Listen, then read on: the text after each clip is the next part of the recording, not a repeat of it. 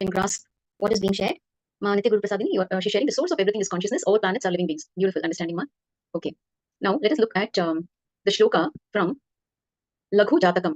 Shloka 3 from Laghu Jatakam. Yadupachita manya janmani shubhashubham tasya karmanah bhaktim Yanjayati Shastrametat Tamasi Dravyani Deepa Iva.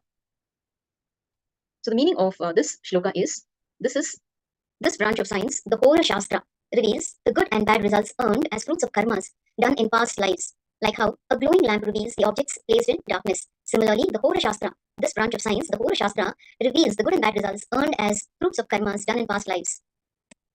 And since this Shastra throws light, that is Jyotish, upon the karma in store for an individual to experience in his life, this Shastra is called Jyotish Shastra. And please understand, since this Shastra throws light upon the karma in store for an individual to experience in his life, this Shastra is called Jyotish Shastra. All religious rituals of Hindus are guided by the lamp called Jyotish Shastra. All the physical diseases diagnosis is also guided by the Jyotish Shastra in Hindu tradition. So, when a person is suffering from certain disease, and when you go to a living master or to an astrologer, they will be able to tell you which planetary position is influencing your health, due to which planetary influence your health is getting disturbed. Or if you're facing some other problem in life, they will be able to tell you which grahas or planets are causing that suffering in you. And not only pointing out the planets, we also have something called how to mitigate these planetary influences. What are the rituals that can be performed? What are the pujas to which deity it can be offered to? So we also have these kind of, I can say, valuable resources. We also have to share for each planetary influence what can be done, how to walk out of these kind of troubles. Swamiji always says, be humble to the Navagrahas, the 9 planets. Always be humble to the Navagrahas. Just by being humble, they will favor you. So there will always be a favorable influence. They can never harm you if you are always humble. Humble means not just being humble with the grahas, just by nature becoming humble and accepting everyone by not discriminating or by judging. Okay, becoming humble in every aspect of your lives. Only then the planetary influences will not disturb you. Now, if you go to an Ayurvedic or Siddha doctor, he will first consult your horoscope. He will study your nadi. Nadi means your pulse reading. They will hold your wrist and they will check your pulse. That way, they know what is troubling you, what is the problem that your body is having.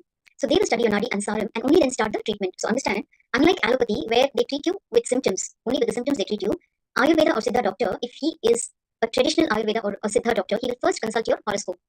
And he will study your nadi and saram and only then start the treatment. So horoscope here means in Indian tradition, in the Vedic culture, in Hinduism, as soon as the infant is born, the time of birth, when we have the time of birth, the day and the time of birth of the child, they will have a horoscope done, which shows the planetary positions in that child's horoscope.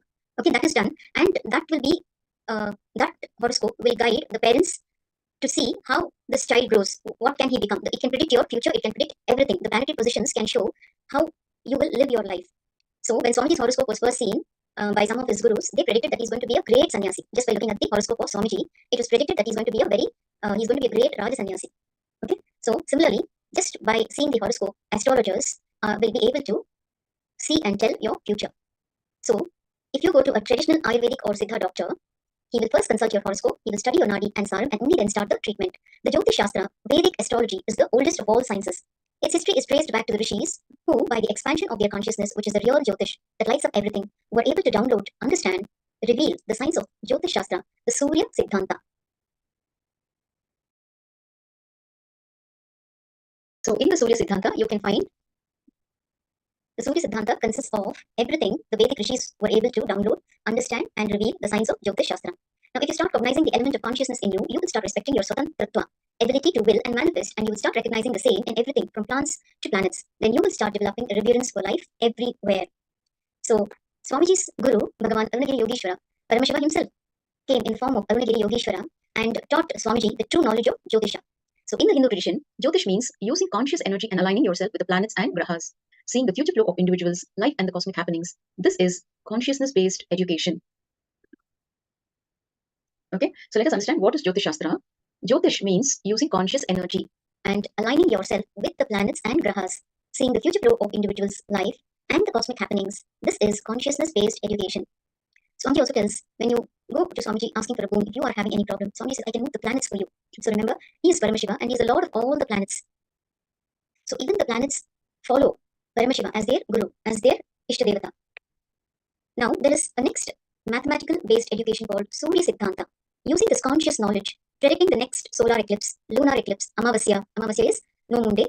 It is more like building the almanac, that is the Panchanga. It is a more clerical job. Surya Siddhanta has multiple layers. Penning down almanac is one of the components of Surya Siddhanta. The Swamiji is another guru who taught him yoga, Raghupati Yogi. So, Raghupati Yogi tried to teach Swamiji Surya Siddhanta after Arunagiri Yogeshwara initiated him into Jyotisha. In his own words, my guru used to write in charcoal and chalk piece. He will draw the different planetary and star positions. From the house he will get Kolamavu, that is a colored powder used to make Rangoli. One day, he was trying to explain how the multiplication of numbers as per the infinite logic. I have seen my gurus write numbers in copper sheet, worship the numbers and revealing the great principles of the cosmos to me. So just by worshipping that number, they will manifest powers.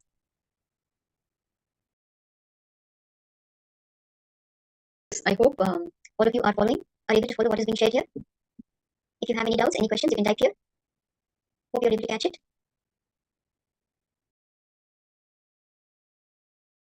You can ask your questions. If you have any questions or doubts, you can type here. Sri Nithyananda, Guru Prasadini, you're able to follow what is being shared. I see Nithyananda has still turned off his video. So please turn on your video. Please turn on your camera and be available in front of your cameras. There is a name in Chinese. Guru Prasadini, can you read out that name or can you translate that name for me?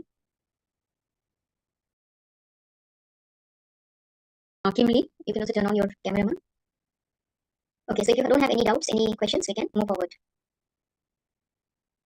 So here, Swamiji's guru was trying to teach him the Surya Siddhanta, how the Panchanga can be predicted and penned down. He was trying to show how the sun is center and the earth moves around the sun and moon moves around the earth.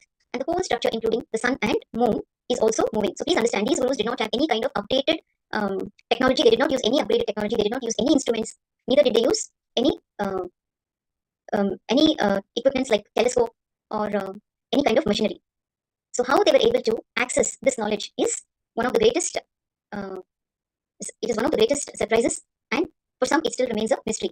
But they were all the Vedic rishis were all learned and enlightened beings who happened on planet Earth only to guide the humanity.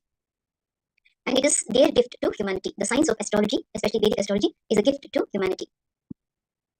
Now, Swamiji's guru here described in an elaborate way, and he took a chalk piece and wrote numbers on various parts of my body.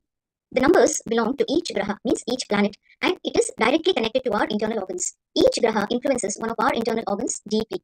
He drew the same numbers on my body and on the floor, explaining how, when those grahas change, when those stars move, regular cosmic happenings like Amavasya, Purnima. Amavasya means no moon day, Purnima means full moon day. So, when on these days, how those things should be calculated, but its influence on the humanity need to be predicted. Influence of individual lives needs to be predicted. My gurus were trying to explain this science to me. So here, he's trying to explain the structure of Jyotisha and Surya Siddhanta. So let us look at the verse.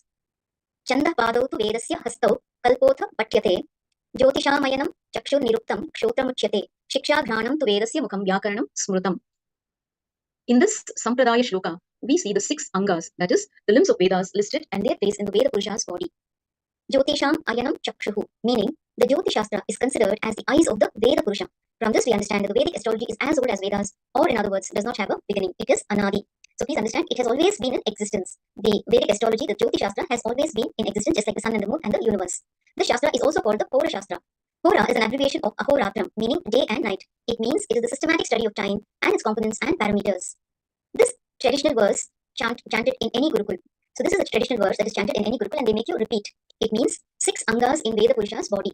The Jyotish is considered as eyes of the Veda Purusha. It is as old as Vedas and is Anadi, which does not have a beginning. It is the systematic study of time and its parameters and components and its influence on physical, chemical, biological existence of what we know as life. So here, Swamiji is sharing, a funny incident happened when he was teaching me. He said, Surya influences your brain thinking system. Rahu influences your liver. The actions liver performs physically has its influence on your thinking system.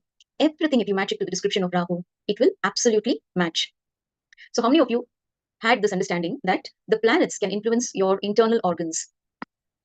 So how many of you have had this knowledge? How many of you are aware of this, that the planetary positions can influence your internal organs? This is something new to us, isn't it? We are hearing it for the first time. All of us are receiving this truth for the first time. That is the greatness of our Hindu culture, the Hindu Vedic culture. And this is what Swamiji is reviving, the revival of the great Hindu civilization, which has all these great truths embedded in it. And he is revealing all the truths to humanity. So let's continue. Now, grahas and numbers. Now, Guru, again, the planet Jupiter or Brihaspati. Brihaspati, he's known as Brihaspati in Hinduism. So he Brihaspati is the decision-making mechanism which influences your will persistence. Agnya Chakra, pituitary glands, and its impact on your existence is directly Guru. Please understand. Brihaspati is the decision-making mechanism which influences your will persistence. Agnya Chakra, pituitary gland, and its impact on your existence is directly Guru. He was explaining step by step how each of the grahas and their numbers influence your lifestyle, patterns, and everything. He was describing the Rahu and touched my body and infused Rahu energy in my liver. I could see immediately so much happening inside me. I just vomited physically. I felt so fresh, alive, relieved. After cleaning the place, my Guru had explained, if the liver is straightened out, life will increase. See, this applies to all of us. Okay, all of you who are receiving these powerful truths, please understand it applies to all of you. If the liver is straightened out, life will increase. It is directly Rahu who is responsible for your longevity. He can influence and put you in addictions and kill you, or keep you addiction free or addicted to right habits and food, and keep you happy, healthy for any long time. The whole thing is dependent on your liver. If you remember some food, you will be pushed to eat. So again, Brihaspati or Guru is the planet Jupiter is known as Brihaspati or Guru. Now, unclutching is a great blessing from Brihaspati to live an unclutched life, and it showers wealth and everything on you. So if you have Guru in your life, you walk out of all troubles. So Brihaspati is the planet which represents the Guru, that is the master. So he teaches you unclutching, and he sees to it that you are liberated and you are enlightened. That is his job. You only have to make yourself physically available for him to help you with all these. Now, let us have more deeper insights into astrology and astronomy. So what is astronomy? As revealed by the Supreme Pontiff of Hinduism, Bhagavan Nithyananda Paramashivoham, the position of stars and the knowledge about the movements of those stars is astronomy.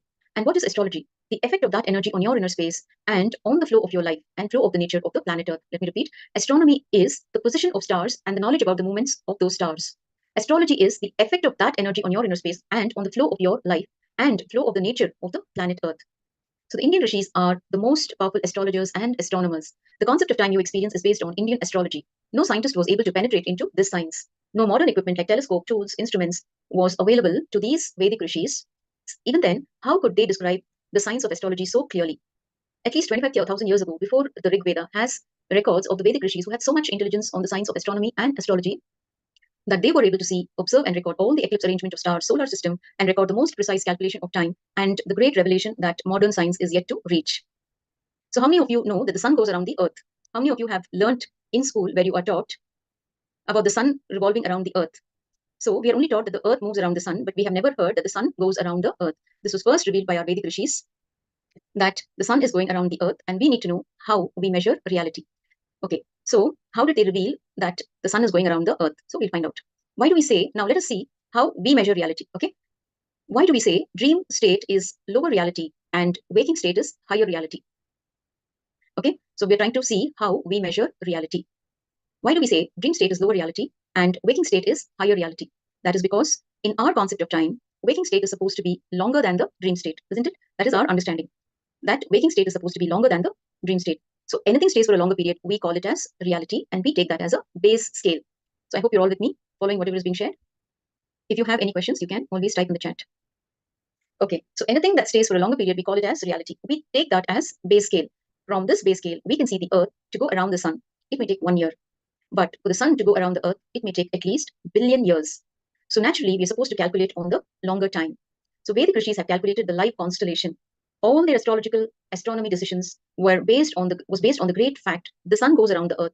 How did they do this without any tools or equipments? So how did they do this? How the energy flow of the different planets, stars, and arrangements directly affects the mental setup and the energy flow of your body and mind and the nature's flow. So these revelations were made by the Vedic rishis. So in the Patanjali Yoga Sutra, the great sage Patanjali, in his Yoga Sutra, Sutra 134, chapter 3, verse 28, is revealing an important truth. Chandra Tare Vyuha Jnanam.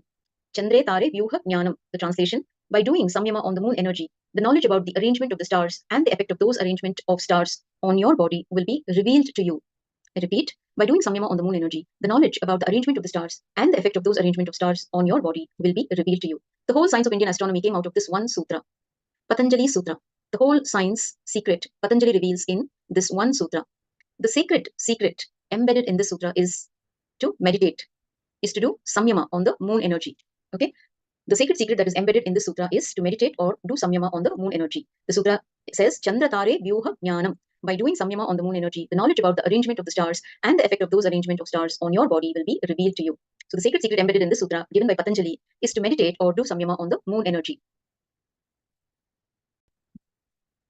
Now let us look at the technique. We will only be learning about the technique. We will not be doing the technique now. You can do this technique if you feel confident that you can do it on your own. But otherwise, we will just see what is the technique that has been given by Patanjali to humanity. Samyama on the moon.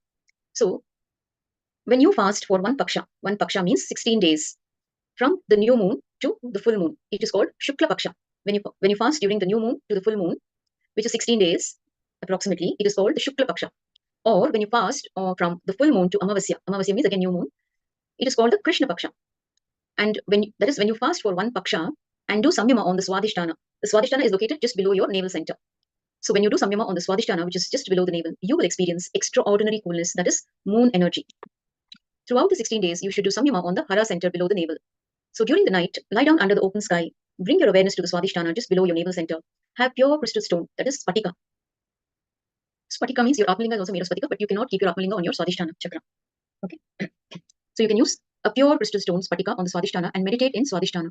The moon is alive, or you have become so big, the moon is in your Swadhisthana. Let me repeat. So the technique to do the samyama on the moon is you need to fast, you need to be on liquids for 16 days. That is either from the full moon day to the new moon day or the new moon day to full moon day. Okay, either one of those. It is called the paksha. So during the 16 days, you only need to take liquids. You cannot take any solid food. So Swami says when you take solid food, the Manipuraka chakra, all your energy is blocked in your Manipuraka chakra because the digestion is happening and the energy is utilized to digest the food, the solid food intake that you have taken. So that is why he is recommending liquids. Patanjali also is recommending liquids to do the samyama. Be on a liquid diet for 16 days, and you have to do samyama on the Hara center. Hara center is the Swadhisthana, which is below the navel. In the night, the technique is to lie down under the open sky, bring your awareness to the Swadhisthana just below your navel center. Have a pure crystal stone on the Swadhisthana and meditate in Swadhisthana. The moon is alive, or you have become so big, the moon is in your Swadhisthana.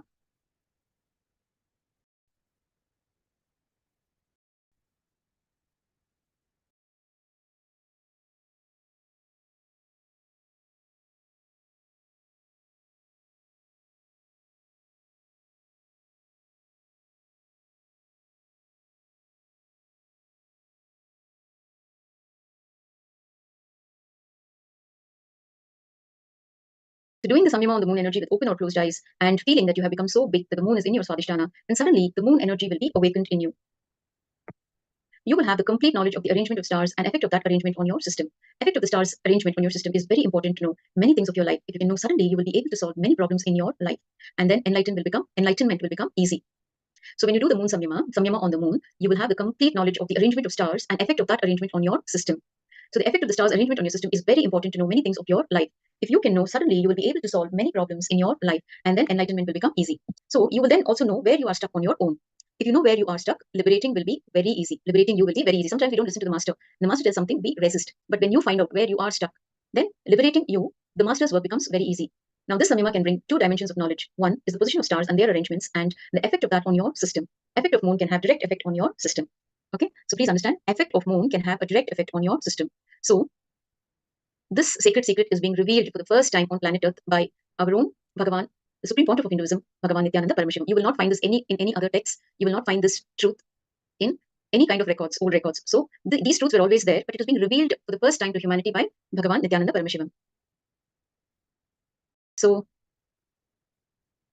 yes, Ma Guru Prasadini, you're able to follow, Ma? You were able to follow what was shared?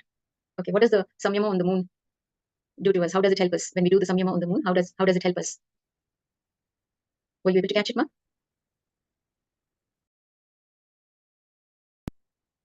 Okay. Oh, you were with something else. Okay, but you missed such an important part, Ma. Okay, so you need to be more aware, bring in more awareness. Okay, these sacred truths cannot be found anywhere else except for in this program. You will not find this knowledge being transmitted anywhere in the world except for Bhagavans, except in this platform. This knowledge is not found anywhere else. So you need to become more aware and be in the present moment, Ma. Okay, so you cannot take the risk of missing these powerful truths. Yes. I know it is late for all of you, but still you're all here listening to this sacred truths that is being shared. Okay, so you can have a cup of coffee, or you can have hot chocolate, or you can sip some hot water to keep yourselves awake and fresh. We will now be moving on to the next topic.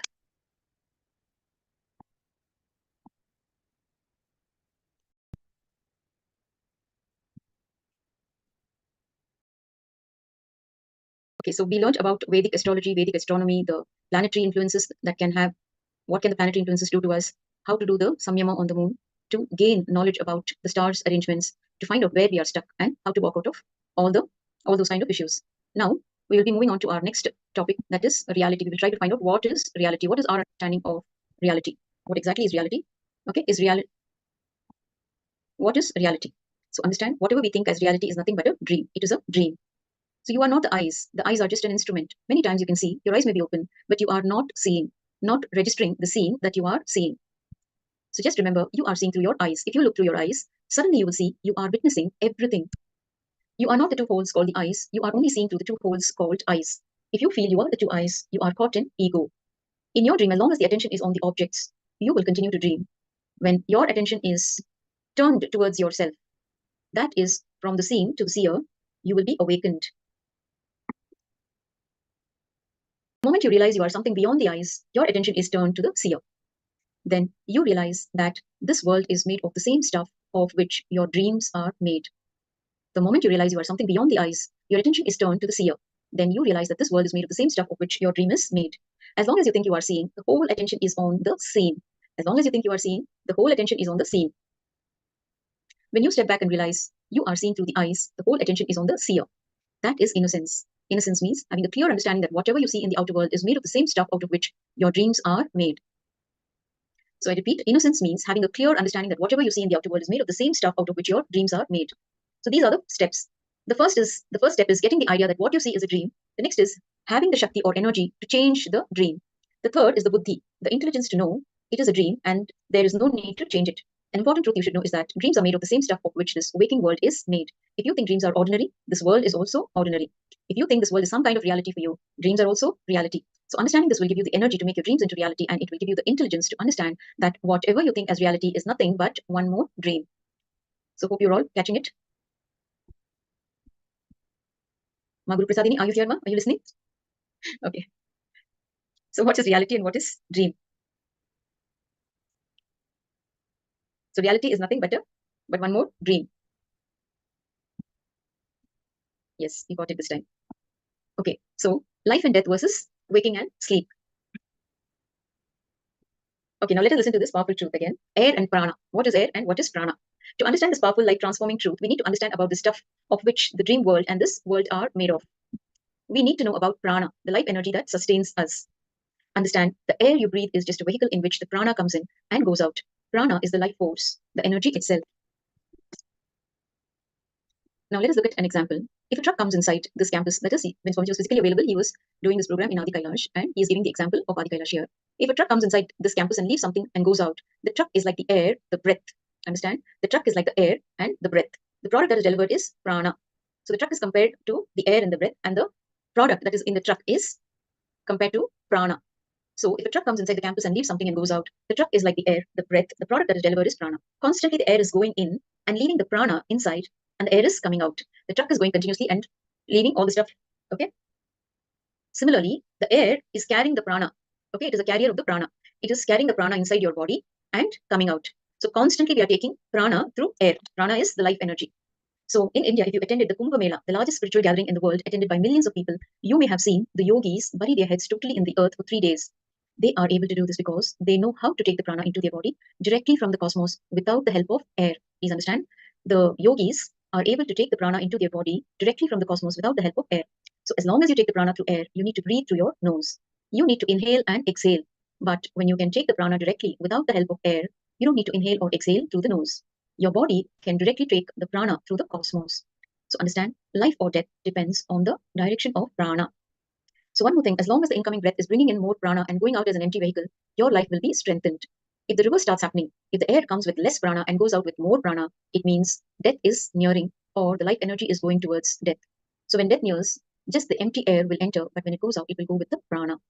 That is the reason all the great masters such as Buddha, Shankara, Guru Nanak and Mahavira, they knew or could sense the prana and they could predict their death.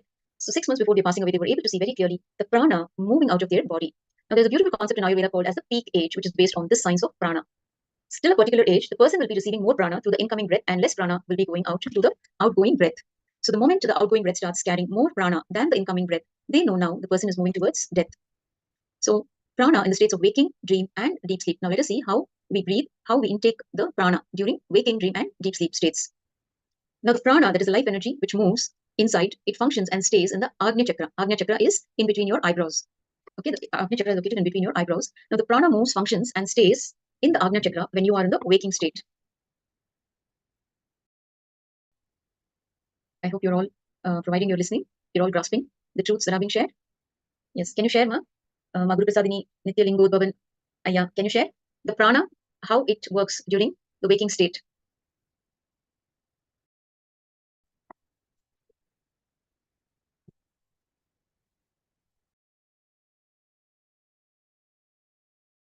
See, this is an interactive class. It is not just Acharya will be talking and you will be listening.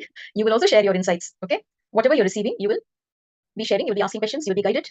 Okay, it becomes much more interesting when it is interactive rather than one person speaking continuously. When we are continuously interacting with each other, then it helps. It awakens more curiosity in you, and truths are better grasped by all of you. And it is always better to attend the program with your cameras turned on.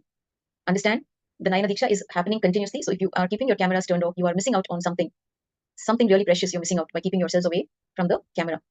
Okay. So the okay. My third eye has a kind of feeling, is it prank? Shilingo Tonaya, that the best thing that can be happening to you. Your third eye is getting activated. It is not a prank. The third eye is being activated, which is good news. Okay. So allow it to happen. And Maguru Prasadini is sharing prana is life energy. Yes. Prana. Yes. Okay. Is it prana? Okay. That okay. Yes. So the prana moves, functions, and stays in the Agnya Chakra when you are in the waking state. Yes, it is prana. Okay. So that's good news for you, isn't it? At least you became aware of this truth. Okay. So immediate results. How does that feel? Okay. So when you are in the dream state, it moves around the neck, around the Vishuddhi chakra. So when you are in the waking state, it is in your Agnya chakra. When you are in the dream state, it moves around the neck, around the Vishuddhi chakra. The prana moves around the Vishuddhi chakra. And when you are in deep sleep, it moves around the Anahata chakra. That is the heart chakra. Okay. That is why you can never fall asleep if your head is erect. You cannot fall asleep unless you relax the head, unless you allow the prana movement to move from the forehead to the heart region. That is the reason why you can't sleep unless you relax your head. So even if you are lying on the bed, if you keep your head straight and tense, you will never be able to fall asleep. You can try it tonight when you go to bed. Okay, experiment it and see.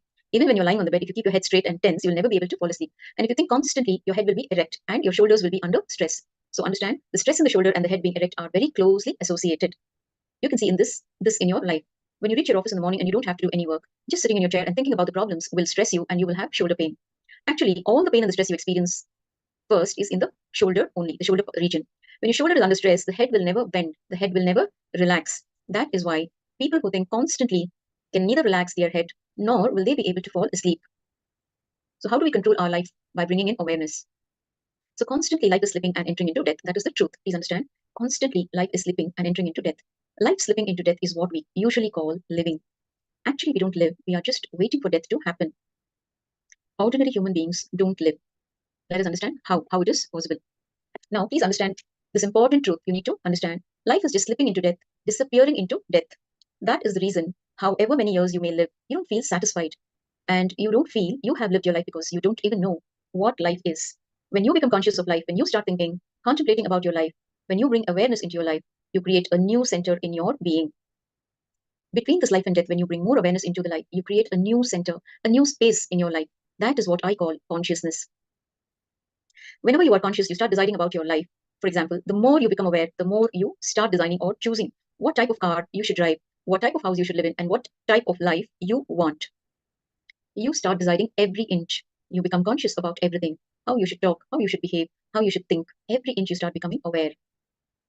So the moment you start becoming aware, you start deciding and you start controlling your life. When you become completely aware, you will start controlling your death also. Now, these two events of life and death, they happen at the conscious level. Please understand.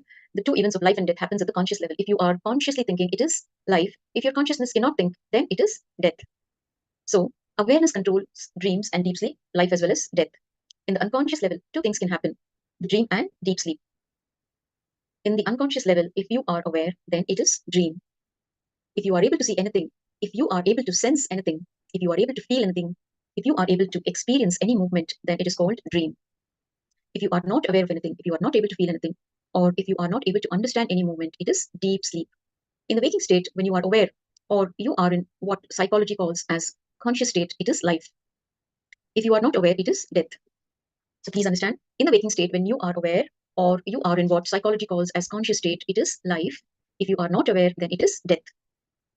So when you bring in more awareness into your life, you take charge of your life. In the same way, in your dreams, if you start bringing in more awareness, you will take charge of your dreams and deep sleep. So controlling life and death and controlling dream and deep sleep both require one important condition, which is awareness. Awareness is the main requirement to control life and death and to control dream and deep sleep. Bringing awareness into your dreams can not only help you control the dream and deep sleep, it can also help you control life and death. So reality and dream both are made of prana.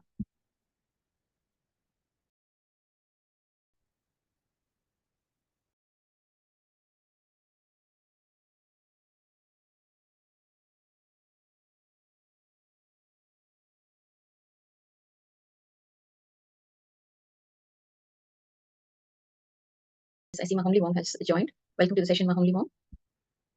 So we are learning about reality. What is reality? What is dream? And much more. Now, let me repeat. When you start experiencing prana in the forehead, you will understand that not only is prana supplied from air, but it is the prana that creates both your reality and dreams. Please understand. It is the prana, the life energy, that creates both your reality as well as your dreams. Now, whatever you call as reality and whatever you call as dream are both made of prana. This is what Shankara means when he says this entire world is Maya, which is an illusion or delusion. So the essence, when you understand this, you will have the tremendous energy to control both dreams and life. As of now, you are just a victim. You cannot even control your dreams. Can you dream what you want? You can't. You cannot control a single incident in your dream. As of now, either you go through the whole dream or you can get out of the dream. You can just wake up. You cannot control the dream itself. Understand? You cannot control your dreams. You cannot dream what you want. And you cannot control any incidents in your dream. Either you go through the whole dream or just get out of the dream. So, if you can bring more awareness to the dream state, the awareness in the waking state will increase. So if you can bring more awareness to the dream state, the awareness in the waking state will increase. The awareness in the living state will multiply. If the awareness in the living state multiplies, naturally you will be able to control death.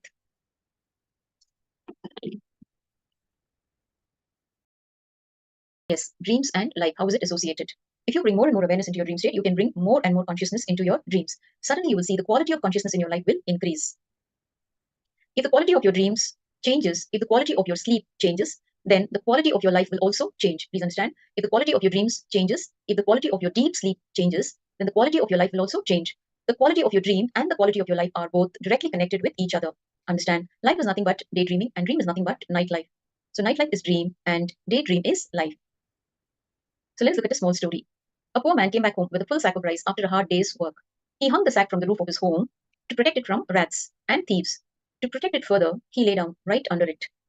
So lying down, he looked up at the sack of rice and started dreaming. If I can sell this rice in small quantities, I can make a lot of money. Then with that money, I will grow more rice. Sell that, and soon I will become rich. Then I can marry a beautiful woman, and we will have a beautiful child. By this time, a rat had found its way up to the sack of rice and had started chewing the rope. As the man was thinking about his yet-to-be child, the rat had chewed on the rope and the bag fell on him, killing him instantly. Of course, the wealth, the wife, and the child in the dream also disappeared. So during the day, whatever you do, you call it as life. At night, whatever you do, you call it as a dream. So during the day, if you are not able to do anything, you call it as death. And during night, if you are not able to do anything, you call it as deep sleep. I hope you're able to follow. Okay.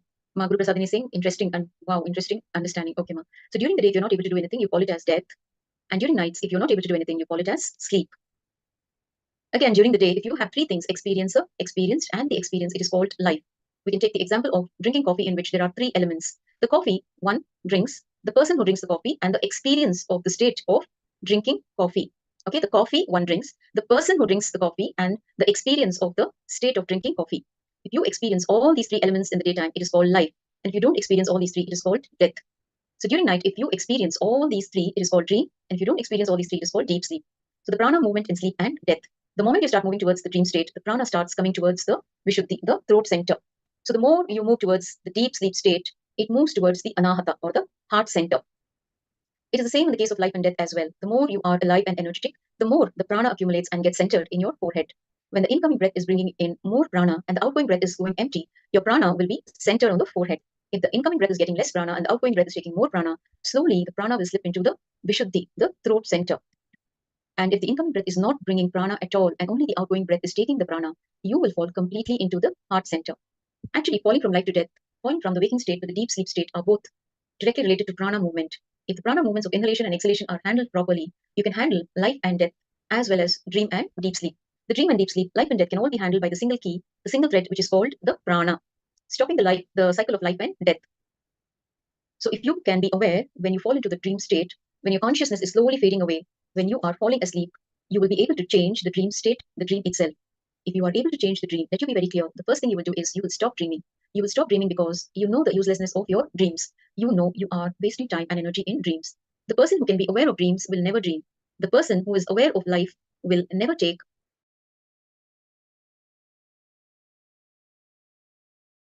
birth. That is why in the East, all the spiritual scriptures, whether the Vedas or Dhammapada or Jain Sutras or the Guru Granth Sahib, are all aimed only at the goal of not taking one more birth. They all have only one goal, moksha or liberation from the cycle of birth and death. A person who's aware of dreams will never dream. He will simply stop dreaming. A person who's aware of life will simply stop the cycle of birth and death. He will not take one more body. So when I use the word death, I don't mean you will commit suicide. When I say that when you become aware of life, you enter into death, it does not mean that you will commit suicide. You will stop living in the normal way. You will stop living with identity. You won't give importance to identity. You will be reborn. So I hope you're all following, Ma. Maham Liwang, you're able to catch it, whatever is being shared.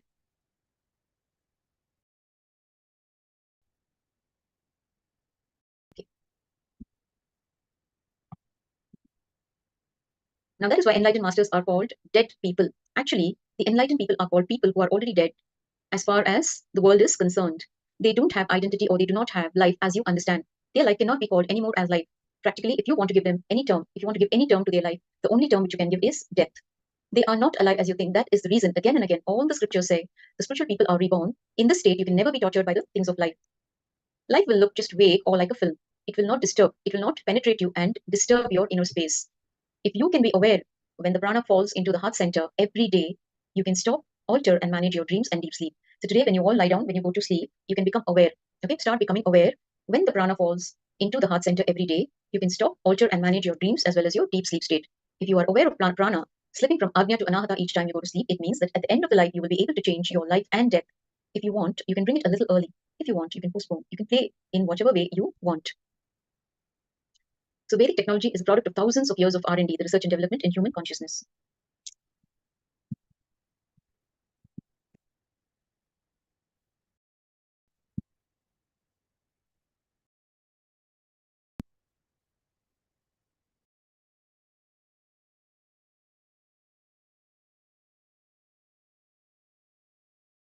Okay, so let you be very clear. This technology, these techniques can directly develop the quality of your life from today. You don't have to think, oh, if I practice this technique for 10 years, maybe in the 11th year, it will give results. The answer is no. So just because we have not practiced this technology, these kind of truths and techniques in our life, we start suspecting the whole spirituality itself. Is it really going to work for me or is it really going to help me? Changing the prana flow to heal and rejuvenate. Actually, the dream state means the lower energy state of prana, that of prana moving towards the heart center. If you can be aware at that time, naturally you will be able to control your dreams. Not only will you be able to control your dreams, you can bring yourself up in energy at any moment. Whenever you are aware of the low prana, you can increase the percentage of prana in your body. The awareness that the prana is becoming low is enough to bring more prana into your body. So becoming aware of the prana, the flow of prana inside you is the key to bring in more prana into your body. Similarly, when you are dying or relaxing from the body, when the prana falls to the lower level, you can stop and you can bring it. So isn't that powerful? Doesn't that empower you, this truth? You can stop and bring the prana which is slipping, which is going down to the lower level. So you can increase the level of your prana just by becoming aware. So your prana slowly falls into the anahata chakra, not only at the time of death, but also when you are sick. So the more your prana falls towards the anahata, the more you start falling sick. If you can stop the prana movement and bring it up, you will naturally heal yourself. It is the ultimate technique to heal your body and rejuvenate your body. Finally, let us look at the courage to face life and death. Actually, when you master the prana, you understand that death as you think does not exist. As of now, you are afraid of death mainly because of the uncertainty. It is not a fear of death, it is the uncertainty. That only creates more and more fear. So everyone knows that one is going to die and nothing can be done about it.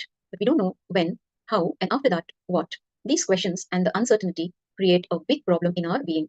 The psychological suffering which we go through when we remember the idea of death is more related to uncertainty and is not directly related to death itself. Once this uncertainty is cleared, the very idea of death is totally demystified.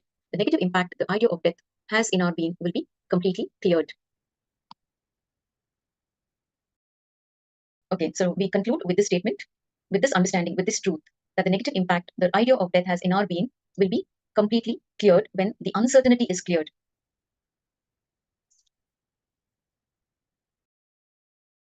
Okay, we suffer only because of uncertainty, because it is an unknown zone.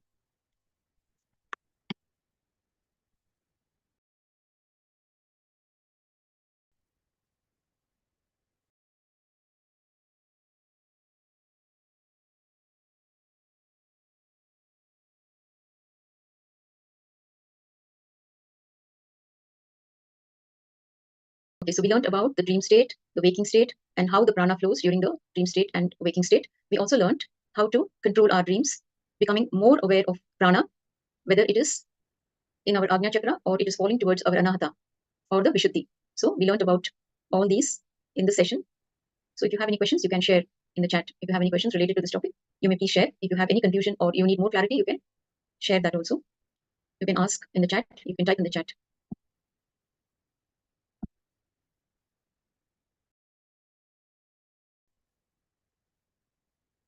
Okay, Kim Lee, Sunny Shen, Atma Jyotikananda. I know it is very late for all of you, but still you're all attending the program. It would be nice to see you all with your cameras turned on.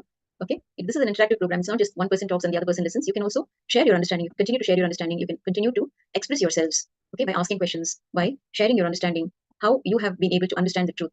Okay, Maguru Prasadini sharing. When we put more consciousness into life and stay in the state of awareness, we can control our dreams or stop the dream. Beautiful, ma. Wonderful. You got it very beautifully understood. Okay, so now we will move on to the next topic, which is physiology of perception.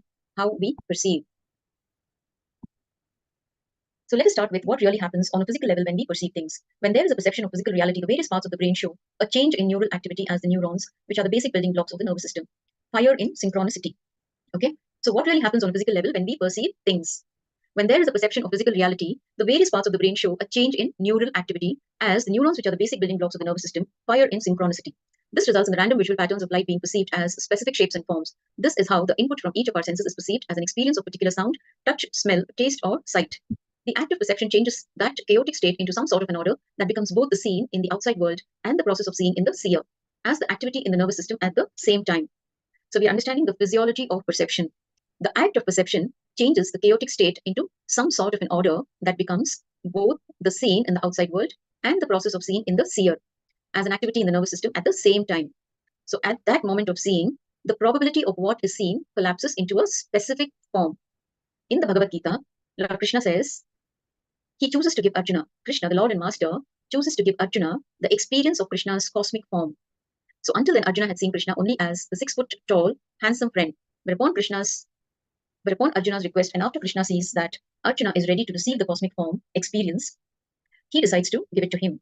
Arjuna then sees Krishna as the manifestation of the entire cosmos in all its seeming chaos. He cries out, "Oh Lord, I can see all the gods and deities in your body. I can see all the sages and divine serpents, O Lord of the universe. I see many arms, stomachs, faces, eyes, and your limitless form. O universal form, I cannot see your beginning, middle, or end." Arjuna is unable to bear the experience because he loses his intellectual control over things. He begs for equilibrium, meaning he wants his mind to be under his intellectual control again. He wants to know the cause and effect of things and feel that they are in his control because the experience rips him away from his perception of the cause and effect logic itself. As long as cause and effect logic is under your control, you feel you are perceiving reality. Your ego is strong and steady. But the moment the logic is shaken, you feel tremendous fear. You feel you are just a drop in an ocean. What Arjuna sees is the absolute reality, but he is afraid of that very reality because it doesn't conform to his logic. He begs to revert to the earlier state of perception through his 5 senses alone, through his own solid identity, his own solid ego. So let us now look at perception of space into time. Now let's take a basic element, a point, a one-dimensional object. When a point traces across a direction, it generates a line. Okay, a point traces across a direction, it generates a line. Now let us trace the motion of a line, a two-dimensional object. If it moves in the same direction as it is in, of course it will just continue to be a line. If it moves in a direction not contained in it, it traces a surface or a plane. Similarly, if a surface or a plane moves in a direction not contained in it, it will trace a solid, a three-dimensional object.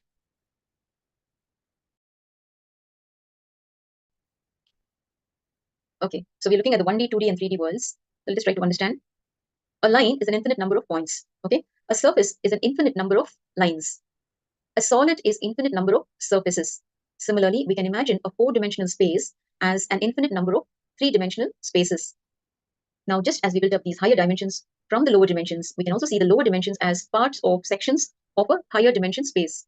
I know all of you are maybe finding it a little heavy, but let us make it as simple as possible. Swamiji has made it as simple as possible for our understanding. So if we go through this again and again, probably we will be able to catch it. Now, for example, a point is the intersection of two lines. So a point is a section of a line. A line is a section of a surface. A surface is a section of a solid. Extending this, we can say a solid is a section of a 4-dimensional body. Our 3-dimensional space is a section of a 4-dimensional space. So P.D. Ouspensky, in his book Tertium Organum, explains these very beautifully. He extends this to say that many separate 3-dimensional bodies, like humans, for instance, may actually be the sections or parts of one 4-dimensional body. He explains this with a simple example. Suppose a horizontal plane intersects the top of a tree parallel to the surface of the earth. Now, on this plane, the sections of branches seem to be all separate, not connected to each other. But from the three-dimensional space, we can see that all these are sections of branches of one single tree. The four-dimensional world of space and time.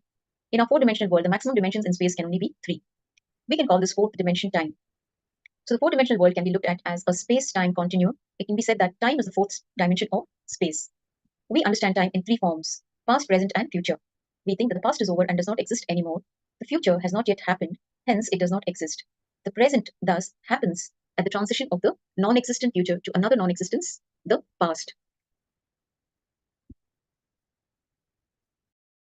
So if these truths are, you're able to understand and follow these truths, you can type here in the chat. But if it's going over your head, you can watch the satsang link I will try to share. You can watch it a few times for better understanding.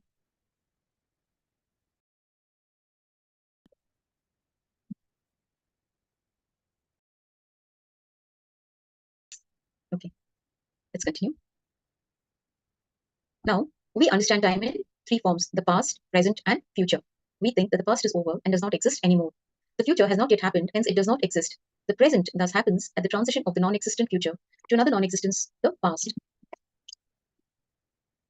In the three-dimensional world, we see that the seemingly separate sections of the tree in the two-dimensional world are actually joined in the third dimension.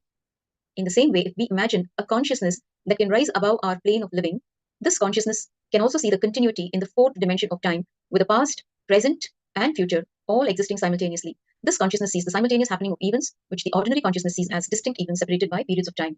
A three-dimensional body moving in time traces a four-dimensional body. Across time, we can see the motion as we grow from a child to youth to adult to becoming an elderly person. But we are not able to see or feel this four-dimensional body because of our limited perception. Being in the same three-dimensional world, we see only the section of the four-dimensional body that is the normal three-dimensional body. It is like one of a series of pictures on a cinema roll. To understand how a four-dimensional world is perceived in the three-dimensional form, let us first see how a three-dimensional happening is seen in a two-dimensional world. Now, suppose you are in a two-dimensional world, the world of planes and surfaces. Your life, your perception is restricted to a plane like a vertical wall. Now, imagine a wheel with each of its spokes painted in a different color is rotating perpendicular to the plane in which you live. How will you perceive the motion of this wheel? When a spoke of the wheel intersects the plane, you will see a line of a certain color at the intersection of the wheel and the plane. Then, after one spoke passes, there will be a gap where you will not be seeing anything. Then, the next spoke of a different color will pass through the plane, so you will perceive the motion of the wheel as lines of different colors happening at regular intervals of time. What is happening is this: the limited perception in a lower dimensional world is changing the perception of space to a phenomenon in time. Since you can see only 2 of the 3 dimensions of space, you see the third dimension only when it becomes manifest on your plane over time. Hence, you see it as unrelated to your 2 dimensions of space, and you call it a phenomenon in time.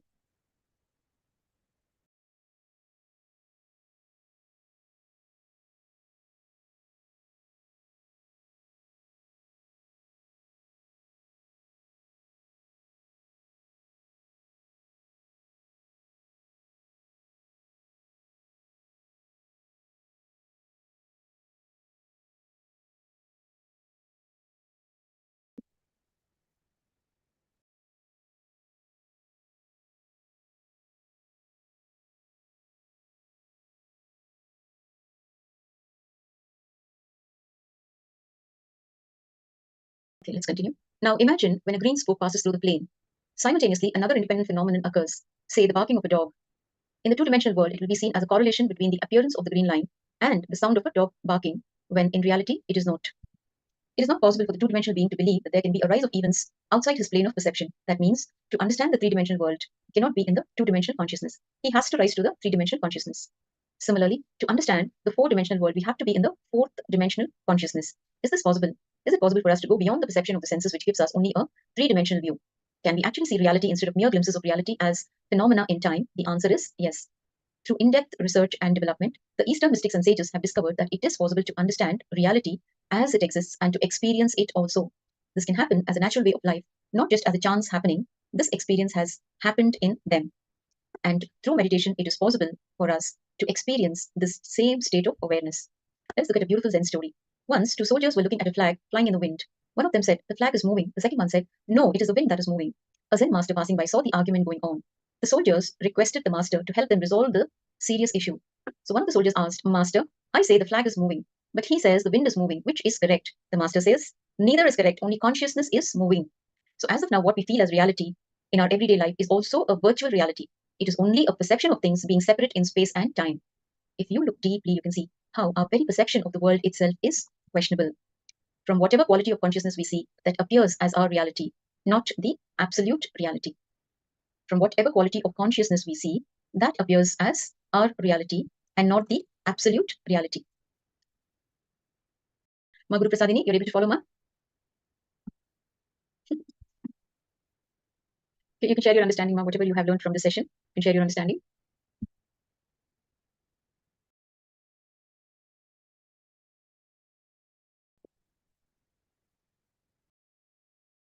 Everything depends on the quality of our consciousness.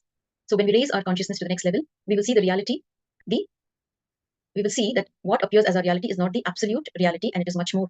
We need to see experience the higher frequencies, experience the higher levels of consciousness. That is the gist of the whole thing.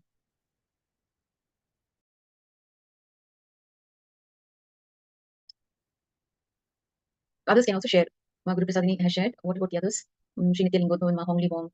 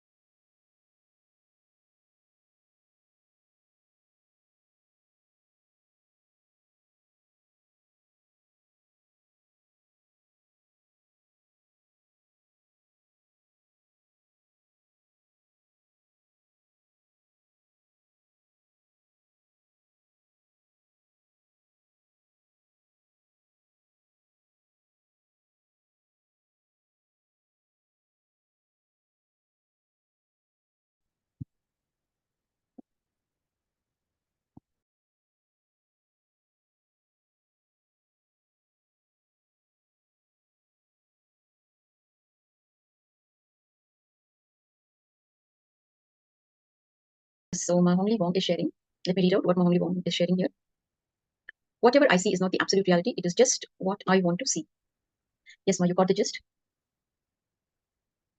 So when you raise the level of your consciousness, you will see whatever you are seeing is not the absolute reality.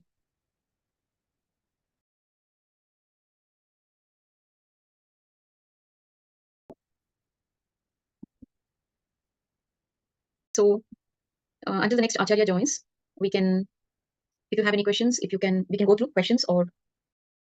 It takes years to perfect a craft and a moment to inspire. Singapore Air Show, where dreams are born and the seed of talent are planted. Discover. Learn. And be inspired. Get your tickets today. Visit singaporeairshow.com for more details. From the master, because the initiation can never be transmitted through book or any other material. I've tried many times. When I initiate, the initiation, the click, the connection happens to the disciples. The same disciples, if they sit and watch the DVD, they're not able to have the click. That experience does not happen. The same DVD, the same disciple, if they sit and watch without my physical presence, the click is not happening. I have experimented many times, because in the modern days, I wanted to replace the necessary of physical guru. Because of this one constraint, we are not able to reach millions and millions who are waiting for this science, who are yearning for this science. So I tried my best to replace the physical presence of guru. Impossible. It is impossible. I tried many times. The ultimate initiation, that click, that connection does not happen without the physical presence of the master. So here is the great book delivered by this great master Patanjali and recorded by one disciple without the initiation part, which has to happen only from the master and disciple. It means you have to listen to these great sutras from an enlightened being. Only then the true meaning is revealed. The click, the feeling connection happens. Because without enlightenment, these sutras can be misinterpreted, misunderstood, and misused. The great knowledge, if it is misused, it is dangerous not only to the person, to the whole world. That's the reason Patanjali has left that last key unrecorded, the last thing unrecorded. And he says, let this knowledge be transmitted from a living master to the disciples for ages. And he says, just for that reason, the planet Earth will continue to have living masters. Just to interpret the Patanjali Yoga Sutra, planet Earth will continue to have living masters continuously. He says, planet Earth will have living masters continuously.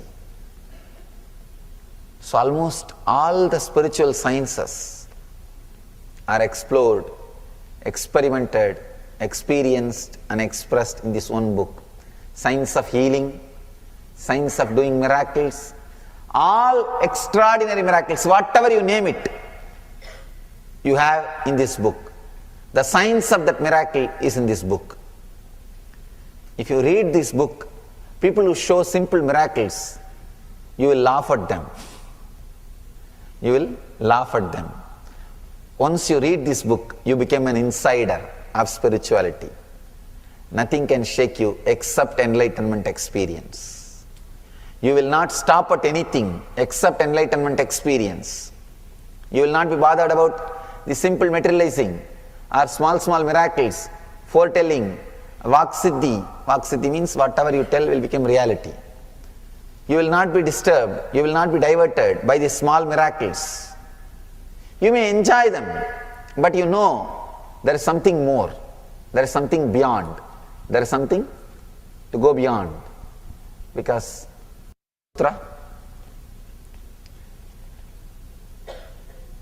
let's pray, let us feel connected to that great master Patanjali. Please close your eyes. Sit with a deep, prayerful mood. Remember the great master Patanjali.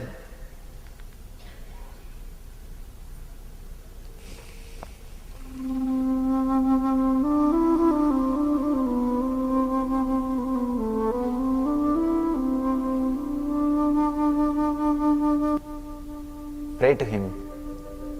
Let his great sutras be experienced by all of us.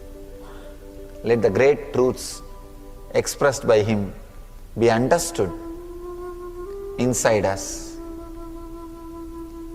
Let us all experience the great truths expressed in this book.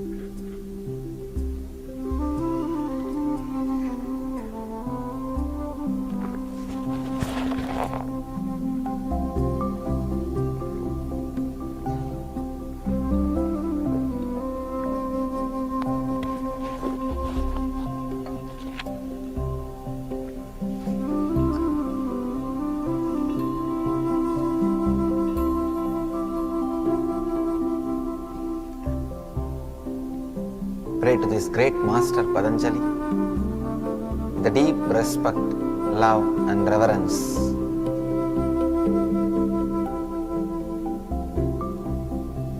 Let us understand the great truths.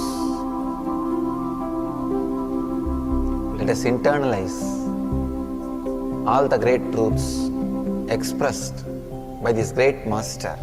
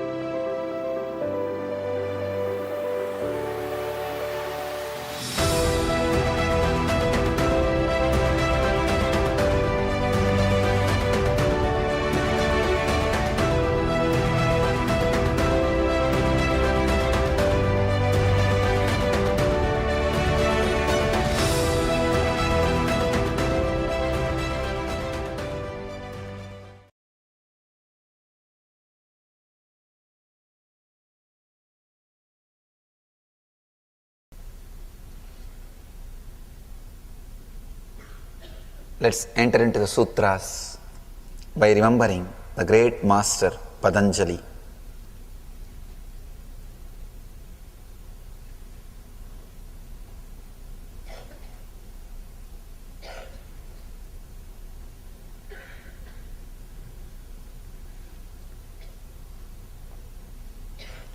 The first sutra, beautiful sutra, Ata Yoganusasanam.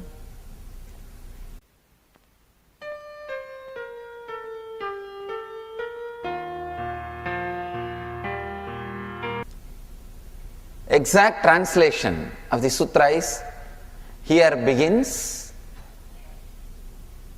the instruction on yoga. I can say now, let us enter into the yoga.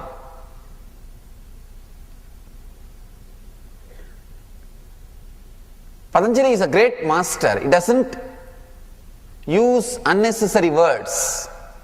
You can't edit him. He uses very minimum restricted words.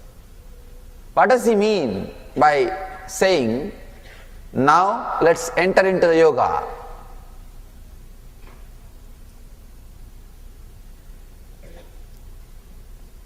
Please understand, to enter into the zone of yoga, to enter into the teachings of yoga, you need to be in this moment now. Usually, if your body is here, know for sure you are not here. That's the state of the mind we are living. Morning, the moment you get out of your bed and put the brush in the mouth, you are already in the office, thinking about office. If you are sitting in the office and working, you are already in the beach, evening. If you are sitting in the beach and enjoying the breeze, already you are in the house, back. If you are back home, sitting in the house, already you are thinking about next day morning office. If your body is here, you are not here. Patanjali says, no, come down, be here. I know the science. The child has experienced what Patanjali says is Ata Yoganusasanam, means now let us enter into the yoga. The child has understood. The child is in a zone of now. Please understand, he is in this zone now. When you are in that zone now, the connection between you and the master happens straight away. It is direct. It is straight. Because the child has experienced that now. Here, the now, Ata, Yoga Anusasanam, this is a beautiful word. Patanjali says, come to this moment, let us enter into yoga space. Let us enter into the experience of yoga. You may ask, why the child was able to get? Why not the mother? Because mother is not in this moment. Child knows very clearly, child is in this moment, he doesn't know people can tell lies. He doesn't know master can tell a lie. He doesn't know, he doesn't doubt master may tell a lie. He doesn't have any of that kind of doubts. He knows very clearly he is an enlightened master. If he says, it will become reality. That's all. He is not believing for some reason. We also sometimes believe. If I believe, only then it will get healed. Let me believe. If it doesn't happen, I think I shouldn't have believed. Even our belief is a business. Even our belief is a business. Patanjali says, come to now. See, he is not saying believe, no. Be straight. If you can believe, see, if it is a straight thing, it can't even be called as belief. It can be called as belief only one corner of your mind if you have a doubt. If there is no doubt, it can't even be called as belief. It's a straight truth, straight experience. People asked me, Swamiji, are you not surprised? I said, no. I know the science. It is not miracle. It's a science. Swamiji, then why did you not give it to the mother? Because she can't connect. Please understand, for miracle to happen, you need a proper connection. You need a beautiful space to be created. You need a strong feeling connection between the two persons. Only then miracle can happen. If there is a strong feeling connection between two persons, in both consciousness, in both souls, different space will be awakened. For example, when you fall in love with somebody, suddenly a different dimension of you which was unknown to you will be awakened. You will start sacrificing more. You will start becoming more joyful. You will start becoming more sensitive. Many unknown dimensions of your own being will be awakened by the other person. The same way, in other person also you will awaken many dimensions. Beloved is a person who awakens unknown dimensions inside you. When the feeling connection happens, if it happens between two ordinary human beings, the unknown dimensions are awakened. It's called love affair. Please understand, beloved is a person who awakens the dimensions which are inside you but unknown to you.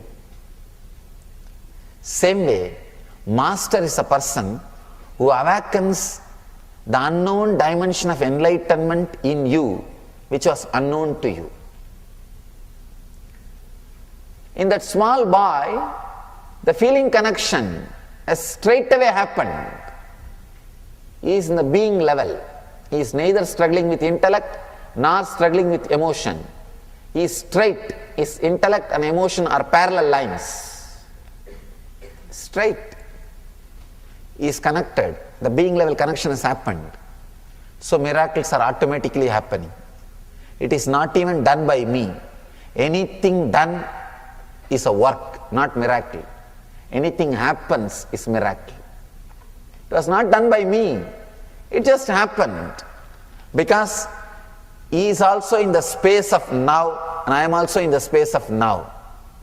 Understand? When you come to the space of now the yoga can happen inside you.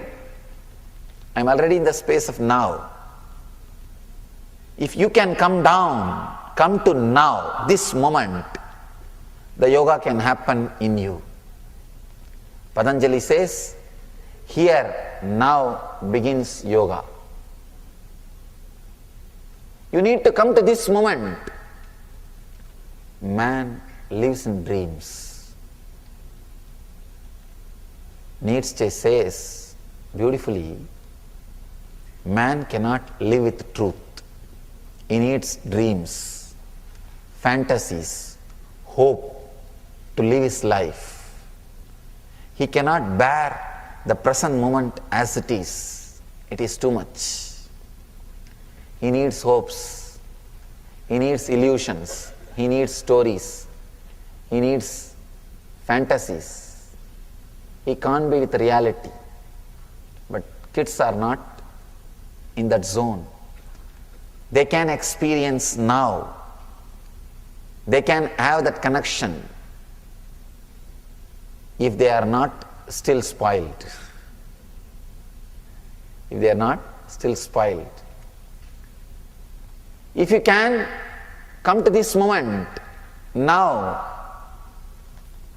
suddenly you see, you will experience the yoga. You will experience the yoga. With that child, that's what has happened. The child was told, ask Swamiji, you will get it. He doesn't have second question, second thought. It is not that he gets the doubt and suppresses it. No. then the whole scene is over. The moment you get the doubt and suppress, the whole thing is over. He knows it will happen, and straight away he connects it, it happens. Still now, every day he continues to get. All he knows, he goes and stands in front of the photograph and asks, Swamiji, I want this. It is there. Please understand. Ata yoganu sasanam. Now starts the yoga. You may think, how is this possible? One side, you are not able to believe. The other side, I am authentically saying what to do. I know what is happening in your mind. Many people are thinking, some story, it's okay, leave it. Some people are thinking, no, he can't tell a lie. I know him. I can't accept, but it can't be lie. How can this be? There are some people sitting, forget about it, this all happens sometime. Why should we bother too much about it? It's okay, leave it. Some people are thinking, even if he gets what is there, after all chocolate, it's okay. Please understand, I am using that story to make you understand this truth. How that guy is able to get it. So in all the powerful corporations which we have got in this program, now just decide to start living them. As Swamiji says very beautifully, when you start practicing, you'll understand how powerfully this technique works for you to be stable for yourself. How it brings your mental setup very stably. It will actually teach you. You will actually learn from it. So, in this round also, you'll be manifesting an image. You'll be scanning the image of what the Acharya is visualizing. So I request all participants to settle down.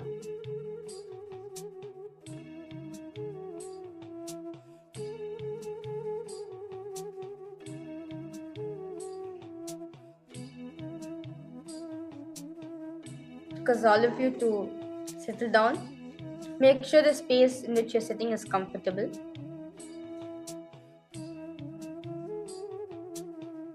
Now, I request all of you to sit with your head, neck and spine in a straight line. Remember Swamiji in your third eye.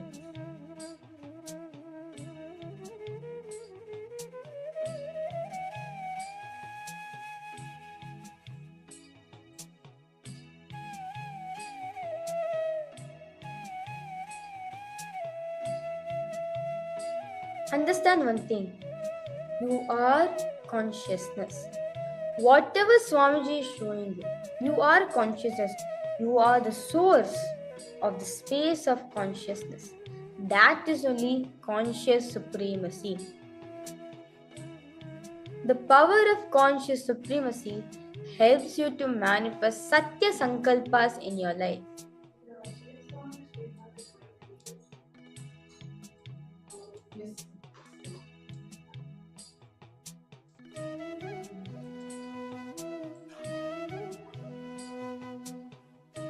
Now, continue to chew on this powerful cognition. Just remind yourself, I am consciousness.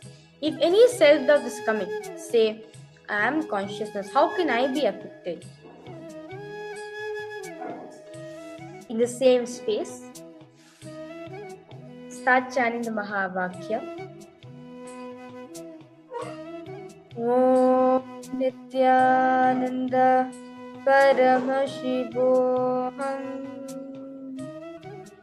Om Nithyananda Paramashivoham. Om Nithyananda Paramashivoham. Now, in the same space of oneness with Swamiji, scan what is the image your Acharya is visualizing. Ask Swamiji to show you. What is the image am I visualizing in my mind? What is the image your Acharya is visualizing in your mind right now? You will see, the moment you ask Swamiji, the moment you declare your consciousness, Swamiji will simply flow through you. He will reveal you what exactly the image which your Acharya is thinking, the colors, the details of the image. Immediately Swamiji will show you. I now request all participants to start scanning the image which I am projecting, which I am visualizing in my eyes, in my third eye.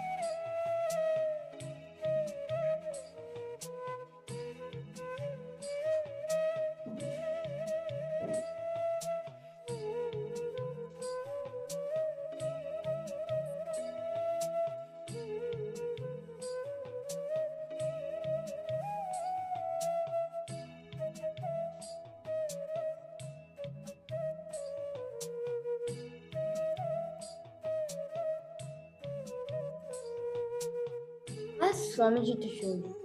What is the image am I holding? Am I visualizing in my mind? Ask Swamiji to show you. What is the image your Acharya is visualizing in your mind, in their mind right now?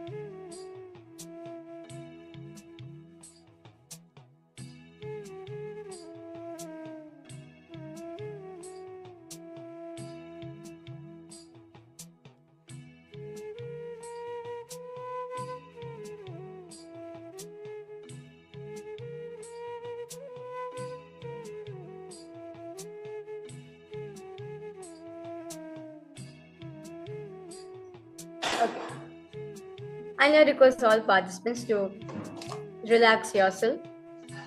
Slowly open your eyes. And now, post whatever Swamiji has showed you. Be as detailed as possible. If Swamiji showed you colors, post exact colors what Swamiji showed you. If Swamiji showed you some line drawing, describe the line drawing. Or if Swamiji showed you an image of it, describe the image. Whatever Swamiji showed you, detail it. I request all of you to type down in the chat. You can see Ma Parameshwari starts posting water flow, okay?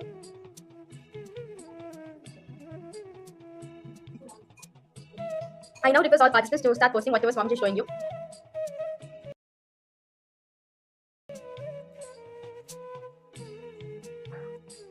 Ma Komati College children, Ma Mahulia, Ma Jnanaguru Prasadini, Ma Maria, Ma Janitran,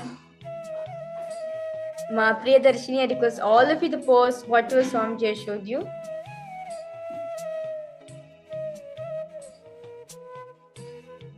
Okay, Ma Lalita is posting. I saw something transparent crystal and paints like yellow and red. Okay, Ma, that's wonderful.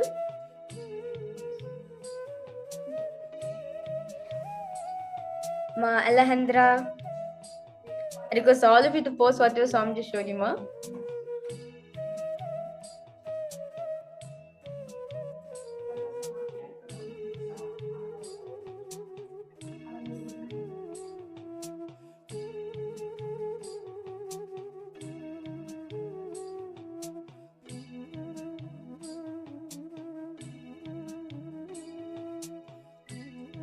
Yes. Ma Lalita, is this better, Ma? As you're saying, you're not able to hear. Am I audible now, Ma, to you?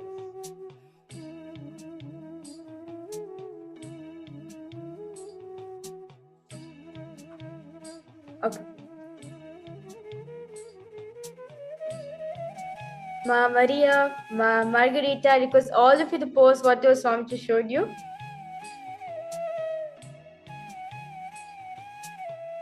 Ma Sonia Ro. Okay. So now let me reveal the answer. The image which I was visualizing in my mind is a picture of an Atmalinga.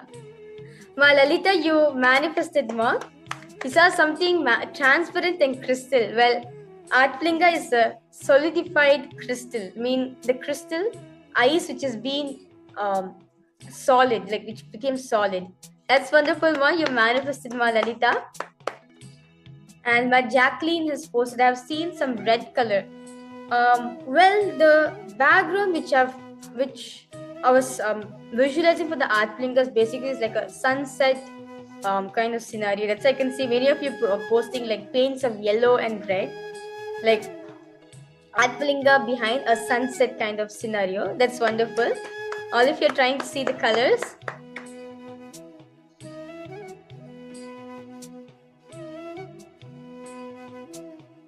That's wonderful.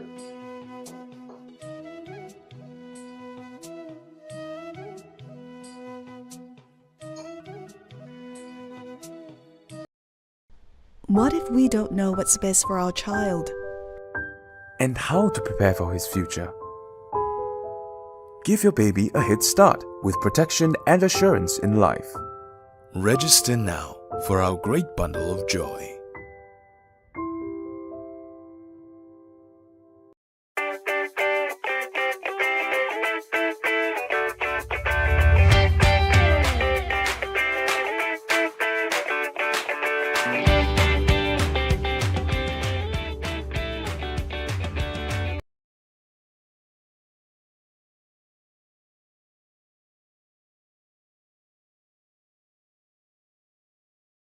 When you declare your conscious supremacy over your space, you have the power to manifest your Satya Sankalpa.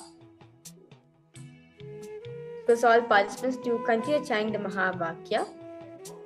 I'll be now visualizing an image in my mind, and all of you can start scanning the image which I'm visualizing in my mind.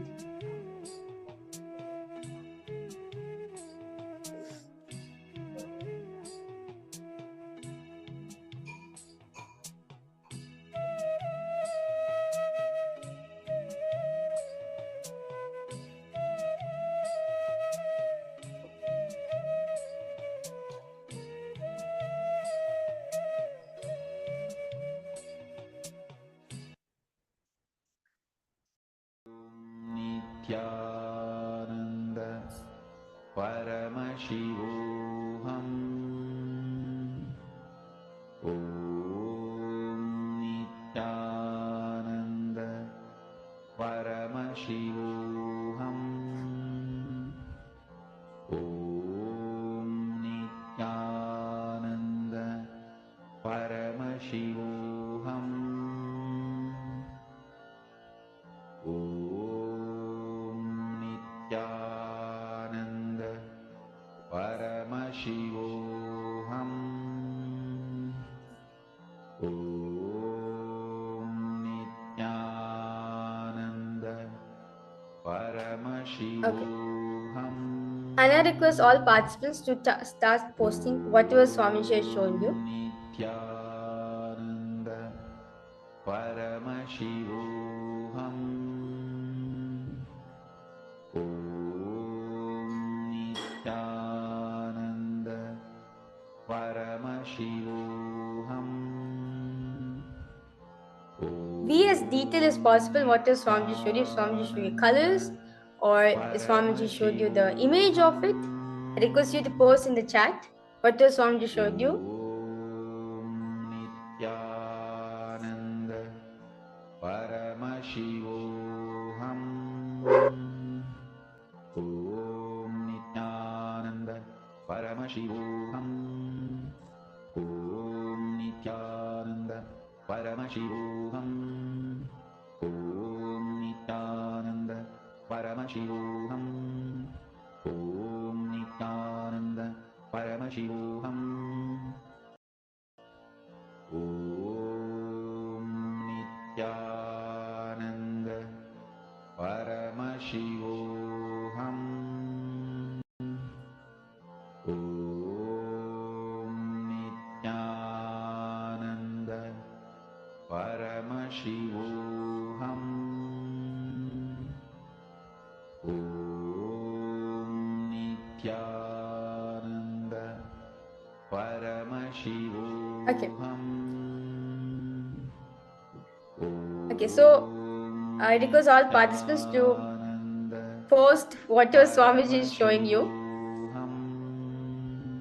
Whether you saw colors or whether you saw pictures or shapes, I request all of you to post whatever Swamiji showed you. Om Nithyananda Paramashivoham Om Nithyananda Paramashivoham Om Nithyananda Paramashivoham Om Nithyananda Paramashivoham Om Nithyananda Paramashivoham Om Nithyananda Paramashivoham. Okay, so Ma Jacqueline has posted, she was able to see a flower, and Ma Parameshwari has posted there's some point in becomes swirling to a round shape with warm colors, yellow, orange, red, and goes over to cloud colors like green and blue tones, also like vibrating in movement. Okay, so now let me reveal the answer now. The picture, the image which I was visualizing in my mind is a picture of Om with a sky background. Like Om, like a golden outline of Om with vibrations, like to be exact, like blue color vibrations in a sky background. So Ma Parameshri, you have got it to the spot, Ma. That's amazing. Okay.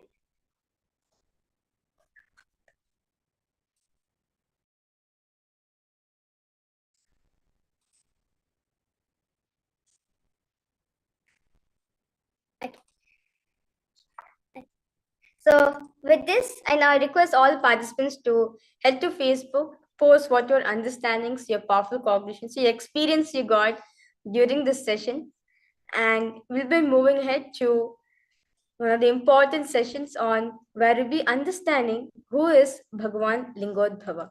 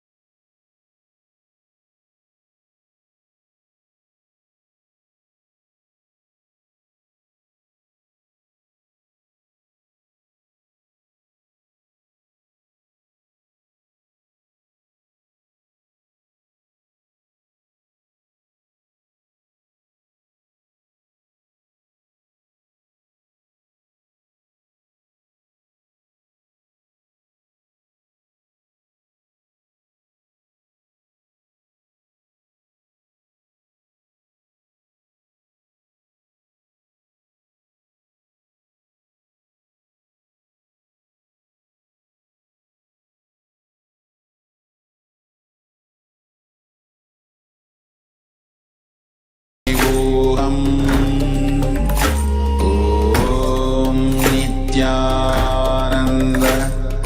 परमशिवोऽहम् ॐ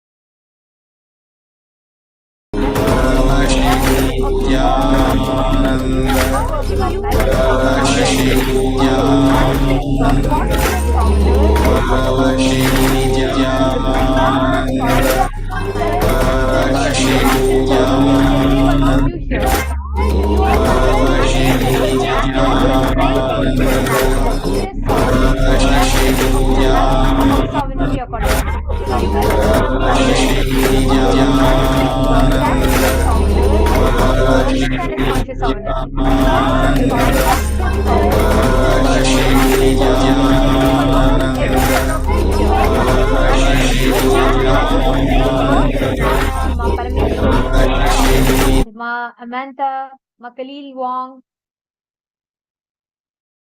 Ma Dahanananda, Nithyanandam. Okay, come on. Can I request all of you to post what according to you is conscious sovereignty? What does conscious sovereignty mean?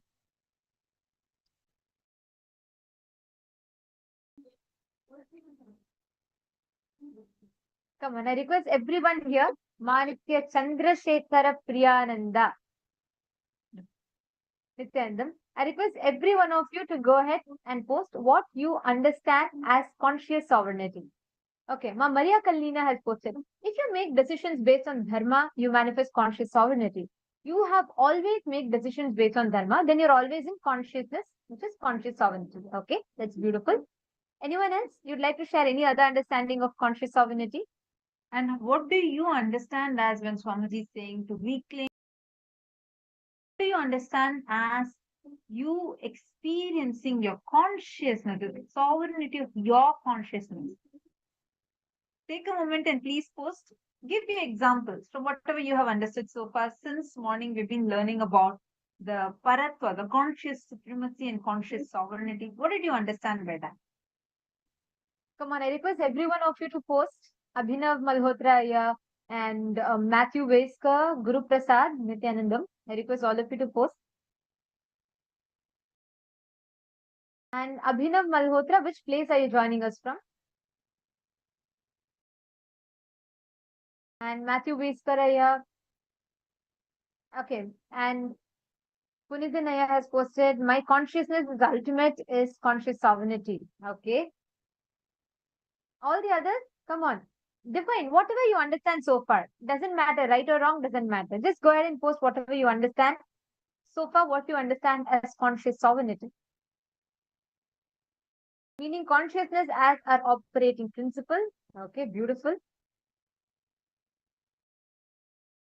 Okay, Swamiji very beautifully explains.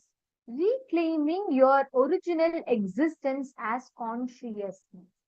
You existing as Parama, ultimate.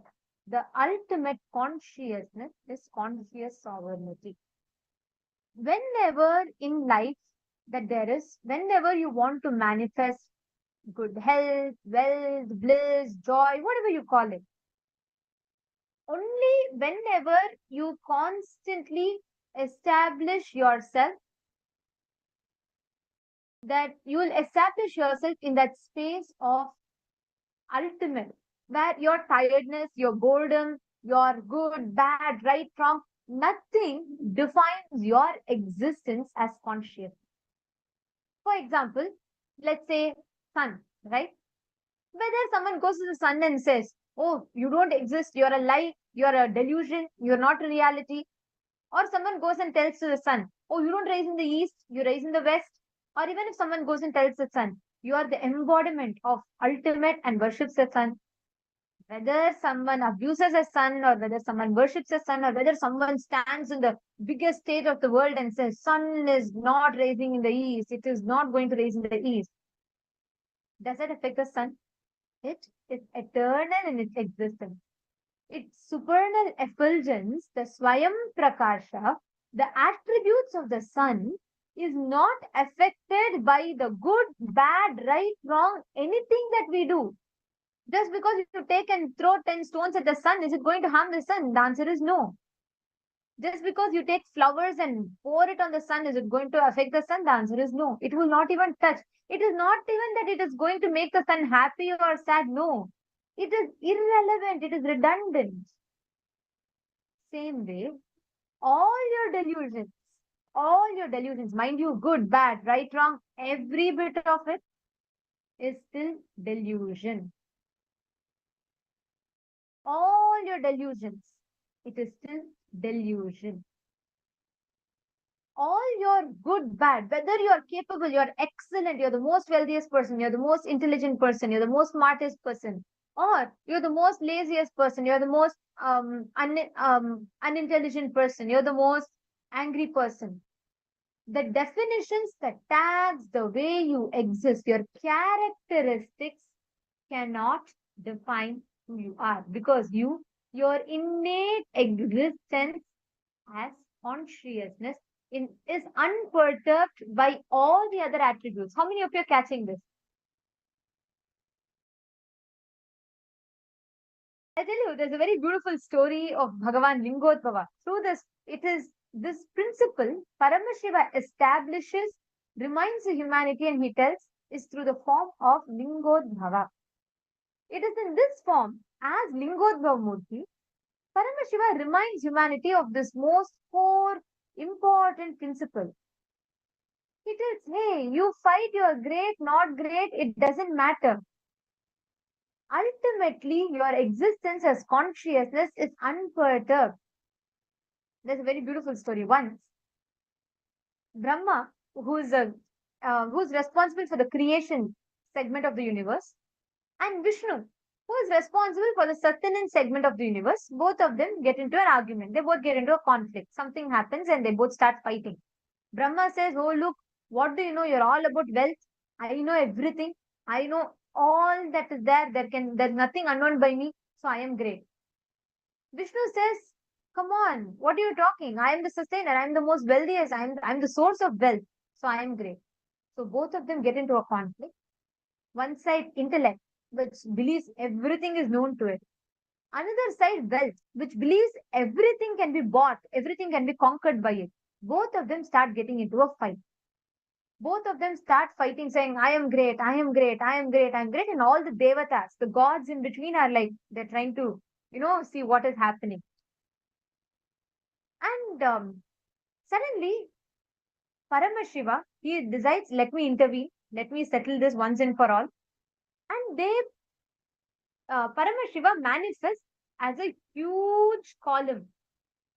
He manifests a huge shaft of light. That is what is Lingodbhava. He appears as a huge shaft of light.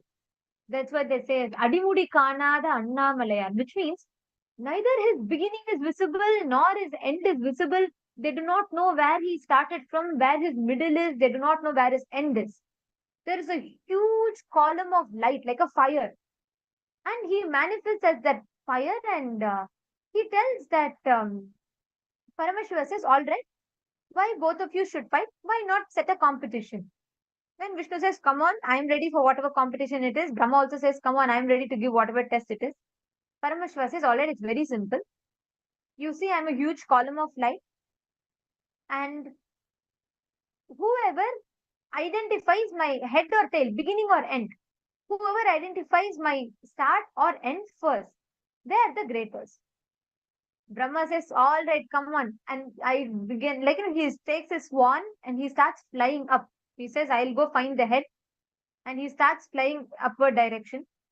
Parandhama, Mahavishnu, he takes the form of a boar, Varaha, and he starts digging the earth to find the leg of Paramashiva. So both of them dig, and the other one travels up.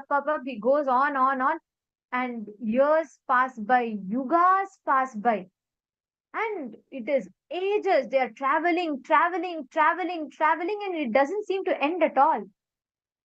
At some point, Vishnu, whose embodiment of knowledge, intellect. See, that's a good thing with intellect, right? At some point, whose embodiment of wealth?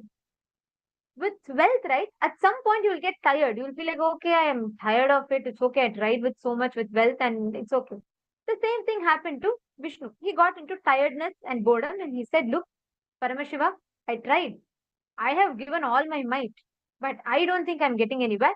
So I'm surrendering to you till whichever part that he goes, whichever part that Vishnu goes into, Vishnu takes and ties a bell around Paramashiva's ankle. He takes a bell.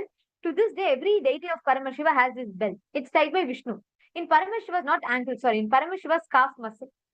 So Parandama ties a bell there and he says, look, I don't know which part this is. I don't even know till where I have come, but I'm tying a bell as a mark of me reaching till this point. And Vishnu travels back up and he tells Parameshwar, Prabhu, I surrender to you. I think it was wrong of me to even get into this conflict, so I'm just surrendering to you.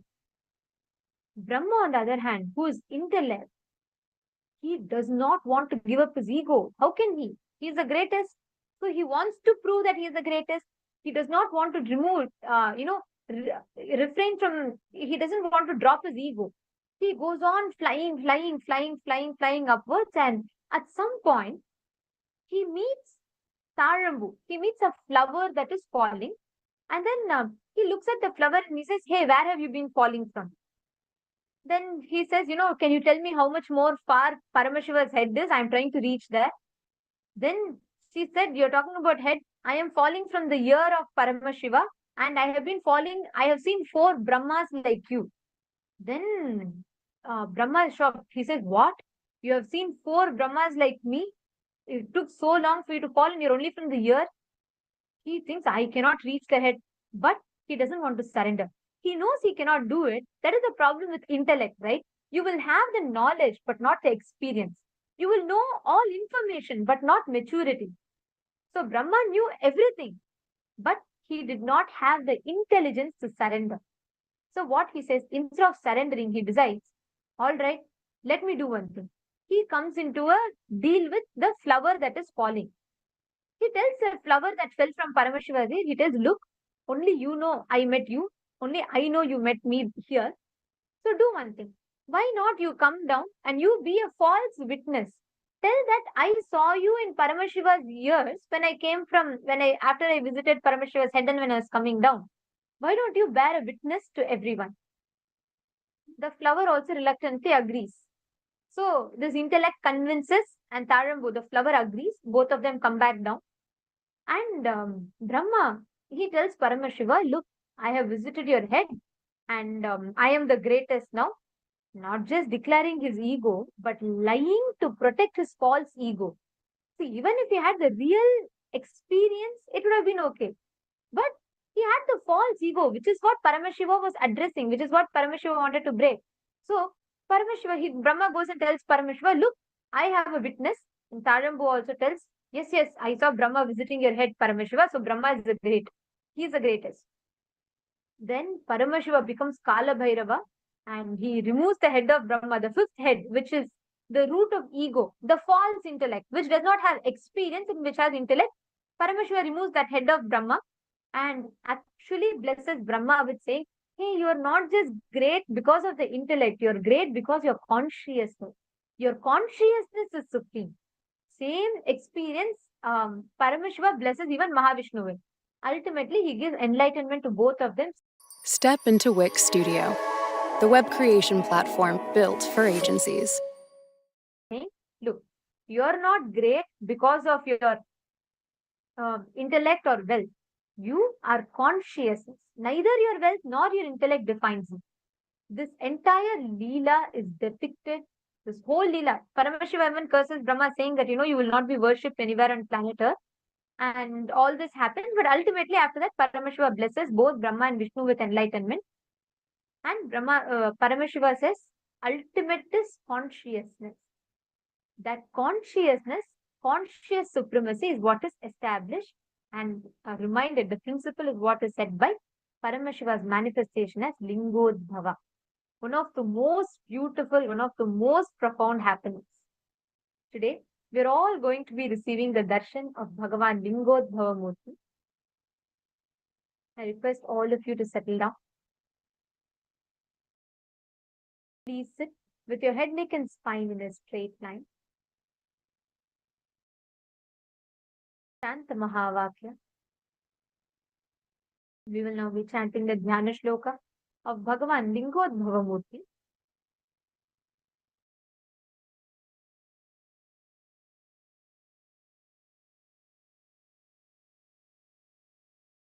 देवं गर्भगृहस्य मानकलिते लिङ्गे जटाशेखरम् कट्यावासत्करं वरं च दधतं कृष्णं मृगं चाभयम् सव्येटङ्कममेव पादमकुटं मह्यात्युदाभ्यां युतम् ऊर्ध्वाधस्थितहंसकोलममलं Lingodbhavam bhavayet.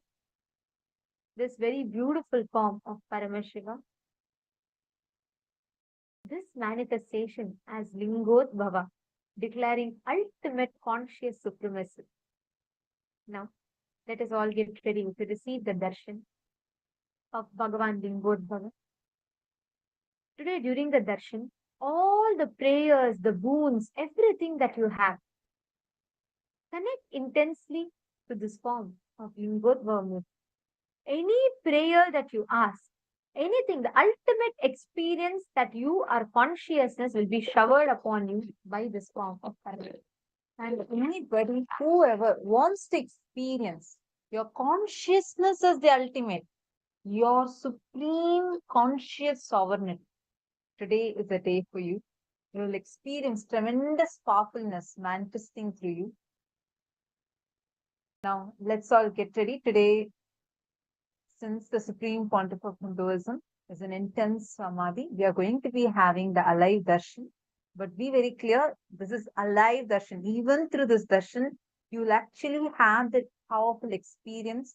And right now is the Pradosha Kalam, which is the reason why we are having today's Pradosham, which is the reason why we are having the Lingodbhava darshan today. This is a very, very, very auspicious time to have the darshan of Bhagavan Paramashiva as Lingodbhava Murti. And let's all get ready. Please sit at a head, neck and spine in a straight line. Close your eyes. Enter a deep meditative space. And let's now have the darshan of Bhagavan Lingodbhava Murti.